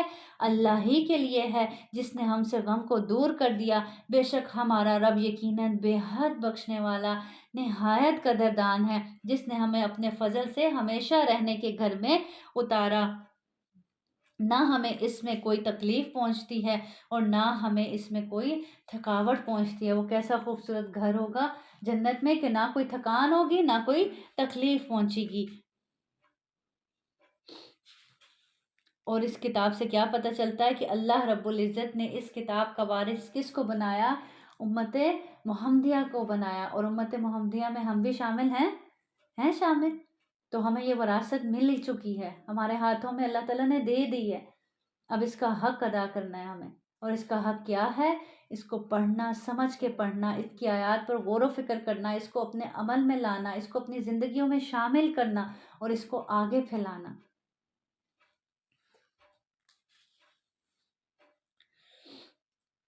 تو وارث وہی ہوتے ہیں اس کتاب کے جو اس پر ایمان لانے کے بعد اس پر عمل کرنے والے ہوں، اس پر غور و فکر کرنے والے ہوں اور اس کی خدمت کرنے والے ہوں. اور وہ لوگ جنہوں نے کفر کیا ان کے لیے جہنم کی آگ ہے. کس سے کفر کیا؟ اللہ سے کفر کیا، اس کی کتاب سے کفر کیا، اس کی کتاب کی آیات کا انکار کیا، اس پر عمل نہیں کیا. ان کے لیے جہنم کی آگ ہے، نہ ان کا کام تمام کیا جائے گا، نہ وہ مر جائیں گے. یعنی وہ جہنم ایسی نہ زندہ چھوڑے گی نہ مردہ، اور نہ ان سے اس کا کچھ عذاب ہی ہلکا کیا جائے گا. ہم ایسے ہی ناشکرے کو بدلہ دیا کرتے ہیں. اور وہ اس میں چلائیں گے وَهُمْ يَسْتَرِخُونَ فِيهَا رَبَّنَا أَخْرِجْنَا نَعْمَلْ صَالِحًا غَيْرَ الَّذِي كُنَّا نَعْمَلُ أَوَلَمْ نُعَمِّرْكُمْ مَا يَتَذَكَّرُ فِيهِ مَا تَذَكَّرَ وَجَاءَكُمُ النَّذِيرُ فَذُوقُوا فَمَا لِلظَّالِمِينَ مِن نَّصِيرٍ. اور اس میں چلائیں گے اے ہمارے رب ہمیں نکال لے، ہم نیک عمل کریں گے اس کے خلاف جو ہم کیا کرتے تھے. اور کیا ہم نے تمہیں اتنی عمر نہیں دی کہ اس میں جو نصیحت حاصل کرنا چاہتا حاصل کر لیتا؟ جہنم میں چیخیں گے، چلائیں گے کہ ہمیں نکال لیا جائے، ایک موقع دے دیا جائے، ہم واپس جائیں اور نیک اعمال کر کے آئیں. تو اللہ تعالیٰ کہیں گے کیا تمہیں اتنی عمر نہیں دی تھی کہ اس میں جو نصیحت حاصل کرنا چاہتا کر سکتا تھا؟ ایک عمر گزار کر آیا دنیا میں تم، اور تمہارے پاس خاص ڈرانے والا بھی آیا، بس شک ہو کہ ظالموں کا کوئی مددگار نہیں. آپ سے سب نے فرمایا جہنمی جہنم کے مالک کو پکاریں گے تو 40 سال تک جواب نہ دے گا، اور پھر جب جواب دے گا تو کہے گا یہیں پڑے رہو. پھر اللہ کو پکاریں گے اور اللہ بھی اتنی دیر بعد جواب دے گا جتنا وقت دنیا میں رہے. پھر کہے گا کہ یہیں ذلیل ہو کر پڑے رہو. پھر وہ مایوس ہو جائیں گے. یعنی جہنم پر جو دروغہ کھڑا ہوگا، جو مالک کھڑا ہوگا، اس کو پکارتے رہیں گے، وہ نہیں سنے گا. کب سنے گا؟ 40 سال کی مدت کے بعد. اور جب سنے گا تو پھر کیا کہے گا؟ یہیں پڑے رہو، یہی تمہارا ٹھکانہ ہے. پھر اللہ کو پکاریں گے اور اللہ تعالیٰ بھی ان کی بات کا جواب نہیں دیں گے. اور دنیا میں تو انسان ایک بار پکارتا ہے، ایک قدم بڑھتا ہے اللہ کی طرف، اللہ تعالیٰ 10 قدم آگے ہوتے ہیں. اور اس وقت جب ساری زندگی اللہ کی نافرمانی میں گزار کر اگر جاؤ گے تو پھر اللہ نہیں سنے گا.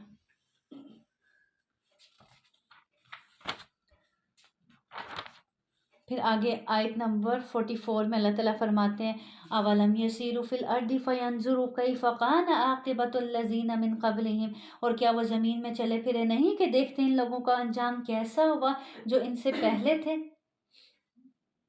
یعنی آخرت تک پہنچنے سے پہلے بھی اللہ نے دنیا میں بہت سی مثالیں دکھائی، بہت سے لوگوں کے حالات دکھائے کہ دیکھو انہوں نے اللہ کی نافرمانیاں کی تو ان پر کیسے کیسے عذاب آئے، تب بھی وہ نہ سدھرے، تب بھی وہ نہ مانے، حالانکہ وہ قوت میں ان سے زیادہ سخت تھے. اور اللہ کبھی ایسا نہیں کہ آسمانوں میں اور نہ زمین میں کوئی چیز اسے بے بس کر دے. بے شک وہ ہمیشہ سے سب کچھ جاننے والا، ہر چیز پر پوری طرح قادر ہے. آیت نمبر 45 وَلَوْ يُؤَاخِذُ اللَّهُ النَّاسَ بِمَا كَسَبُوا مَا تَرَكَ عَلَى ظَهْرِهَا مِن دَابَّةٍ وَلَكِن يُؤَخِّرُهُمْ إِلَى أَجَلٍ مُّسَمًّى فَإِذَا جَاءَ أَجَلُهُمْ فَإِنَّ اللَّهَ كَانَ بِعِبَادِهِ بَصِيرًا.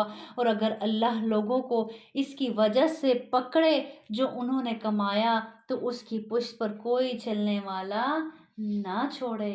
اللہ تو ڈھیل دیتا ہے اپنے بندوں کو تاکہ وہ پلٹ آئیں، معافی مانگ لیں، شاید توبہ کر لیں، اپنے رب کی طرف رجوع کر لیں. اللہ تعالیٰ فرما رہے ہیں اگر وہ ان کو فوری پکڑ لیتا تو دنیا میں کوئی جاندار باقی نہ رہتا، اور لیکن وہ انہیں ایک مقرر مدت تک مہلت دیتا ہے، پھر جب ان کی مقرر وقت آ جائے تو بے شک اللہ بندوں کو ہمیشہ سے خوب دیکھنے والا ہے۔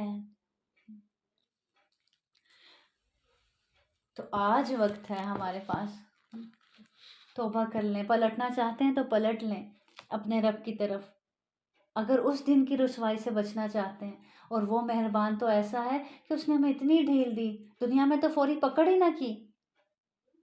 جب ہر گناہ کرتے تھے تو اللہ یہی دیکھتا تھا کہ شاید پلٹ آئے، شاید توبہ کر لے، اس لیے وہ تمہیں دنیا میں بار بار عذابوں سے بچاتا رہا، لیکن تم نہ پلٹے۔ اب جب آخرت کا عذاب آ پکڑا، آخرت آ چکی، اپنا انجام حاصل کر لیا، تو اب لوٹنے کی کوئی جگہ نہیں۔ دنیا میں بہت موقع دیے تھے اللہ نے پلٹنے کے لیے، توبہ کرنے کے لیے۔ سورۃ یاسین، بسم اللہ الرحمن الرحیم، یاسین والقرآن الحکیم انک لمن المرسلین علی صراط مستقیم تنزیل العزیز الرحیم۔ یاسین، اس حکمت سے بھرے ہوئے قرآن کی قسم، بلا شبہ تو یقیناً بھیجے ہوئے لوگوں میں سے ہے، سیدھی راہ پر ہے، یہ سب پر غالب نہایت مہربان کا نازل کیا ہوا ہے۔ کیا؟ یہ قرآن۔ لِتُنذِرَ قَوْمًا مَّا أُنذِرَ آبَاؤُهُمْ فَهُمْ غَافِلُونَ، تاکہ تو اس قوم کو ڈرائے جن کے باپ دادا نہیں ڈرائے گئے تو وہ بے خبر ہیں۔ تو غفلت کو دور کرنے کا ذریعہ کیا ہے؟ قرآن ہے، قرآن کے ذریعے ڈرایا جانا۔ بے شک ان کے اکثر پر بات ثابت ہو چکی، سو وہ ایمان نہیں لائیں گے۔ یعنی اللہ تعالیٰ نے اپنے علم ازلی کے مطابق لوح محفوظ میں یہ بات لکھ دی ہے کہ وہ ایمان نہیں لائیں گے۔ بے شک ہم نے ان کی گردنوں میں کئی توق ڈال دیے ہیں، بس وہ ٹھوڑیوں تک ہیں، سو ان کے سر اوپر کو اٹھا دیے ہوئے ہیں۔ اللہ تعالیٰ نے بیان فرمایا کہ یہ بدبخت لوگ جن کے مقدر میں بدبختی لکھ دی گئی ہے، ان کا ہدایت کی طرف پہنچنا ایسا ہی ہے جیسے وہ شخص ہو جس کی گردن میں توق ڈال دیا گیا۔ اب جب گردن میں توق ہے تو وہ گردن موو بھی نہیں ہو سکتی، جھک ہی نہیں سکتی۔ تو ان کے لیے ایسا ہی ہے، ان بدبختوں کے لیے، کہ جو مرضی ان کو بتا لو، جیسا مرضی ان کو سنا لو، لیکن یہ جھکتے ہی نہیں۔ اور ہم نے ان کے آگے سے ایک دیوار کر دی اور ان کے پیچھے سے ایک دیوار، پھر ہم نے انہیں ڈھانپ دیا تو وہ نہیں دیکھتے۔ یعنی آگے بھی ایک دیوار ہے، پیچھے بھی ایک دیوار ہے۔ آگے کون سی دیوار ہے؟ دنیا کی محبت کی آڑ ہے، جس کی محبت میں پھر انہیں اس سے آگے کچھ نظر ہی نہیں آتا کہ یہ جو جب دنیا کا پردہ ہٹے گا، آگے آخرت ہے، جب وہ کرٹن آگے سے ہٹے گا تو اگلا سٹیپ کیا ہے؟ آخرت میں قدم رکھنا، آخرت کی زندگی میں قدم رکھنا، اور دنیا کی محبت کے پردے نے ان کو اس تک پہنچنے ہی نہیں دیا، اور اسی دنیا کی محبت نے پیچھے ان کے پردہ ڈال دیا کہ وہ جو بھی گناہ کرتے چلے آ رہے ہیں ان کے دل میں کوئی ملامت ہی نہیں، وہ سمجھتے نہیں کہ انہوں نے کچھ غلط کیا۔ تو جیسے اعمال پیچھے چھوڑتے جا رہے ہیں اس پر مطمئن ہے، اور ان پر برابر ہے، خواہ تو انہیں ڈرائے یا انہیں نہ ڈرائے، وہ ایمان نہیں لائیں گے۔ کیوں نہیں لائیں گے؟ کہ ان کے دل سخت ہو گئے۔ دنیا کی محبت نے، دنیا کی لالچ نے ان کے دلوں کو سخت کر دیا۔ اب آپ ان سخت دلوں کو ڈرائیں یا نہ ڈرائیں، یہ ایمان لانے والے ہیں ہی نہیں، اللہ تعالیٰ کہہ رہے ہیں۔ تو صرف اسی کو ڈراتا ہے جو نصیحت کی پیروی کرے اور رحمان سے بن دیکھے ڈرے، سو اسے بڑی بخشش اور باعزت اجر کی خوشخبری دے دیں۔ اِنَّا نَحْنُ نُحْيِي الْمَوْتَىٰ وَنَكْتُبُ مَا قَدَّمُوا وَآثَارَهُمْ وَكُلَّ شَيْءٍ أَحْصَيْنَاهُ فِي إِمَامٍ مُّبِينٍ۔ اللہ تعالیٰ فرماتے ہیں بے شک ہم ہی مردوں کو زندہ کرتے ہیں، اور ہم لکھ رہے ہیں جو عمل انہوں نے آگے بھیجے، اور ان کے چھوڑے ہوئے نشان بھی، جو بھی چیز ہے ہم نے اسے ایک واضح کتاب میں مضبوط رکھا ہے۔ اللہ تعالیٰ کہہ رہے ہیں ہم لکھ رہے ہیں جو بھی عمل انہوں نے آگے بھیجے ہیں، یعنی جو بھی نیکیاں کر رہے ہیں، برائیاں کر رہے ہیں، ہم لکھ رہے ہیں۔ صرف عمل نہیں لکھ رہے، ان کے نشانات بھی لکھ رہے ہیں، ان کے آثار بھی لکھ رہے ہیں۔ جب ہم کوئی نیکی کرتے ہیں کسی جگہ پر بیٹھ کر، یا کوئی گناہ کا کام کرتے ہیں، تو کیا ہوتا ہے؟ وہ گواہیاں بھی لکھی جاتی ہیں، وہ نشانات بھی لکھے جاتے ہیں، جن جن قدموں سے چل کر گئے برائی کے راستے پہ، وہ قدموں کے نشان بھی نامہ اعمال میں لکھے جاتے ہیں۔ اسی طرح وہ گواہیاں بھی لکھی جاتی ہیں، وہ زمین بھی گواہی دے گی کہ اللہ مجھ پر چل کے یہاں سے چل کر یہ اس گناہ کے لیے گیا تھا، جس جگہ جس زمین پر کوئی گناہ کیا ہوگا قیامت کے روز وہ بھی گواہی دے گی۔ یہ ساری گواہیاں محفوظ کی جا رہی ہیں، لکھی جا رہی ہیں، اور ہمیں اس کا اندازہ ہی نہیں ہے۔ ہم مڑ کر دیکھتے ہیں کوئی دیکھ تو نہیں رہا، بس کر لو جو کرنا ہے۔ کسی کو پتہ تو نہیں چل گیا، چلو شکر ہے کسی کو پتہ نہیں چلا، بس کافی ہے۔ یہ سوچا ہی نہیں کبھی کہ یہ سب چیزیں جو اللہ کی بنائی ہوئی ہیں یہ بھی اپنے اندر محفوظ کر رہی ہیں ہمارے آثار۔ اسی طرح کچھ آثار وہ ہیں، کچھ نقش وہ ہیں، کچھ نشانات وہ ہیں جو ہم لوگوں کے دلوں پر چھوڑ جاتے ہیں، اور جو بعد میں اچھی یا بری گواہیوں کی صورت میں ظاہر ہوتے ہیں ہمارے جانے کے بعد۔ مثال کے طور پر ایک شخص یہاں آپ کے پاس آ کر بیٹھا، اس نے آپ سے اچھی ملاقات کی، اچھے انداز میں بات کی، آپ کے ساتھ اچھا سلوک کیا اور اٹھ کے چلا گیا۔ جب وہ اٹھ کے چلا گیا تو آپ نے اس کے بارے میں کیا ڈسکشن کی؟ اچھی ڈسکشن کی نا۔ اب وہ جو اٹھ کے چلا گیا وہ اپنے پیچھے یہ آثار چھوڑ کے گیا، یہ گواہیاں چھوڑ کے گیا، اور اب آپ نے جو جو اس کے بارے میں بولا وہ سب نامہ اعمال میں لکھا جا رہا ہے، چاہے وہ اچھا بولا چاہے وہ برا بولا۔ اب آپ نے بھی اسی بنیاد پر بولا جو وہ اپنے آثار پیچھے چھوڑ کر گیا۔ اسی طرح ہم جس جگہ پر بیٹھتے ہیں، ہم سوچیں جب ہم وہاں سے اٹھ کر جاتے ہیں تو پیچھے کیسے آثار چھوڑ کر جاتے ہیں۔ بعض اوقات ہوتا ہے نا، آپ کسی پبلک پلیس پہ جاتے ہیں یا کسی پبلک واش روم میں جاتے ہیں، کسی ایسی جگہ پر جاتے ہیں، آپ کہتے ہیں یہاں پر پتہ نہیں کون سے گندے لوگ بیٹھ کر گئے ہیں، دیکھو کیسے کیسے گند پھینک کر گئے ہیں، اور اگر وہ کلین چھوڑ کے جائیں تو آپ کہتے ہیں واہ کیسے اچھے لوگ تھے۔ تو یہ وہ چیزیں ہیں جو ہم اپنے آثار چھوڑ رہے ہیں پیچھے، اور یہ آثار بھی لکھے جا رہے ہیں۔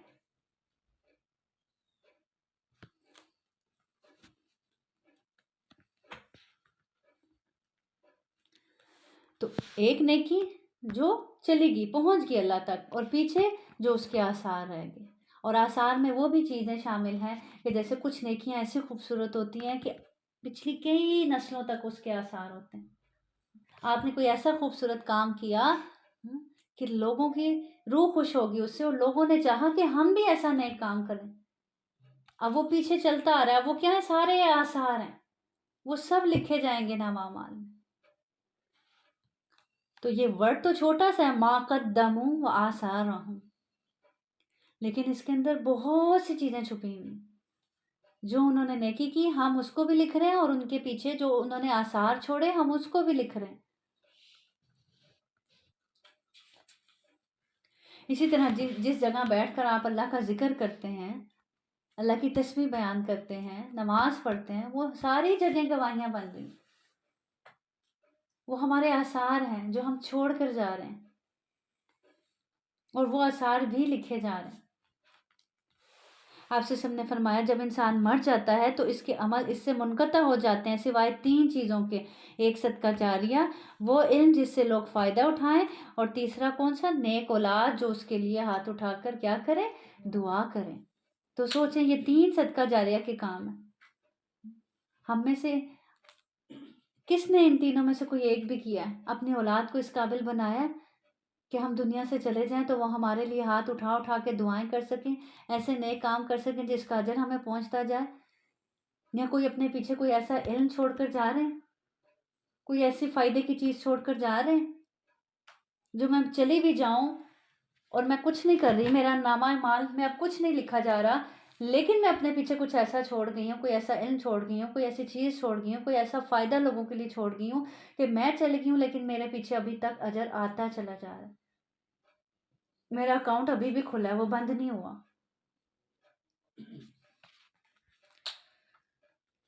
اسی طرح آثار سے مراد نماز کے لیے مساجد کی طرف جانے والے قدموں کے آثار بھی ہیں، جیسا کہ حدیث میں آتا ہے، سیدنا جابر بن عبداللہ بیان کرتے ہیں کہ مسجد نبوی کے آس پاس کچھ مکانات خالی ہوئے تو قبیلہ بنو سلمہ نے ارادہ کیا کہ وہ اپنے محلے سے اٹھ کر یہیں مسجد کے قریب کے مکانات میں آ بسے۔ جب اس کی خبر رسول صلی اللہ علیہ وسلم کو ہوئی تو آپ نے فرمایا مجھے یہ بات معلوم ہوئی ہے کہ تم مسجد کے قریب منتقل ہونا چاہتے ہو، کیا یہ ٹھیک ہے؟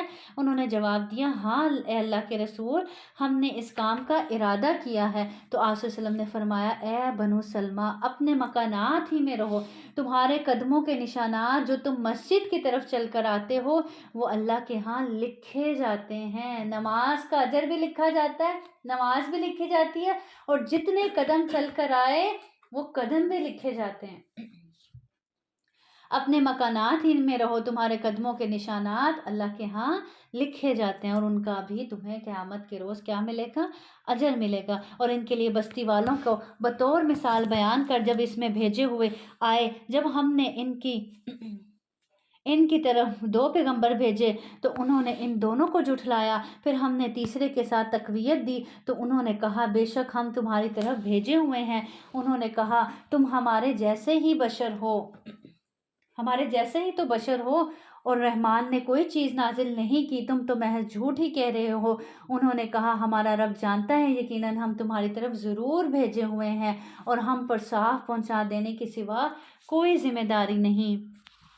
یہاں پہ اللہ پاک ایک بستی والوں کی مثال بیان کر رہے ہیں جن کے پاس 2 ڈرانے والے آئے اور انہوں نے ان کا کیا کیا؟ انکار کیا۔ انہوں نے کہا بے شک ہم نے تمہیں منحوس پایا، یقیناً اگر تم باز نہ آئے تو ہم ضرور ہی سنسار کر دیں گے، اور تمہیں ہماری طرف سے ضرور ہی دردناک عذاب پہنچے گا۔ انہوں نے کہا تمہاری نحوست تمہارے ساتھ ہے، کیا اگر تمہیں نصیحت کی جائے بلکہ تم حد سے بڑھنے والے لوگ ہو۔ وَجَاءَ مِنْ أَقْصَى الْمَدِينَةِ رَجُلٌ يَسْعَىٰ قَالَ يَا قَوْمِ اتَّبِعُوا الْمُرْسَلِينَ اتَّبِعُوا مَن لَّا يَسْأَلُكُمْ أَجْرًا وَهُم مُّهْتَدُونَ۔ اور شہر کے سب سے دور کنارے سے ایک آدمی دوڑتا ہوا آیا، اس نے کہا اے میری قوم ان رسولوں کی پیروی کرو، ان کی پیروی کرو جو تم سے کوئی اجرت نہیں مانگتے اور وہ سیدھی راہ پائے ہوئے ہیں۔ اب اس بستی سے کنارے سے ایک مرد جو صالح تھا، جو ایمان لا چکا تھا، جو سمجھ چکا تھا دین کو، تو وہ دور سے دوڑتا ہوا آیا کہ اپنی قوم کو بتائے کہ یہ اللہ کے پیغمبر ہیں، یہ درست بات تمہیں بتا رہے ہیں، ان کی بات کیا کرو؟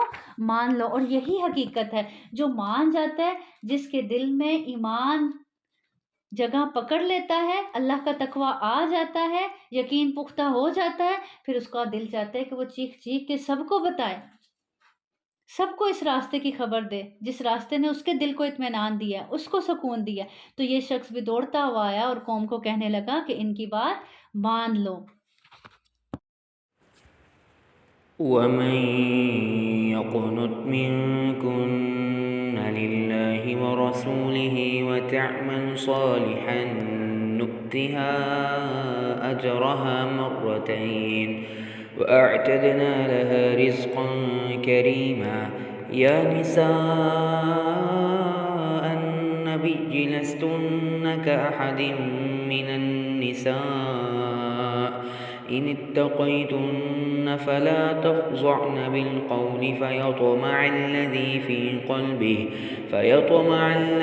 فِي قَلْبِهِ مَرَضٌ وَقُلْنَ قَوْلًا مَّعْرُوفًا وَقَرْنَ فِي بُيُوتِكُنَّ وَلَا تَبَرَّجْنَ تَبَرُّجَ الْجَاهِلِيَّةِ الْأُولَىٰ وَأَقِمْنَ الصَّلَاةَ وَآتِينَ الزَّكَاةَ وَأَطِعْنَ اللَّهَ وَرَسُولَهُ إِنَّمَا يُرِيدُ اللَّهُ لِيُذْهِبَ عَنكُمُ الرِّجْسَ أَهْلَ الْبَيْتِ وَيُطَهِّرَكُمْ تَطْهِيرًا وَاذْكُرْنَ مَا يُتْلَىٰ فِي بُيُوتِكُنَّ مِنْ آيَاتِ اللَّهِ وَالْحِكْمَةِ إِنَّ اللَّهَ كَانَ لَطِيفًا خَبِيرًا إِنَّ الْمُسْلِمِينَ وَالْمُسْلِمَاتِ وَالْمُؤْمِنِينَ وَالْمُؤْمِنَاتِ وَالْقَانِتِينَ وَالْقَانِتَاتِ وَالصَّادِقِينَ وَالصَّادِقَاتِ وَالصَّابِرِينَ وَالصَّابِرَاتِ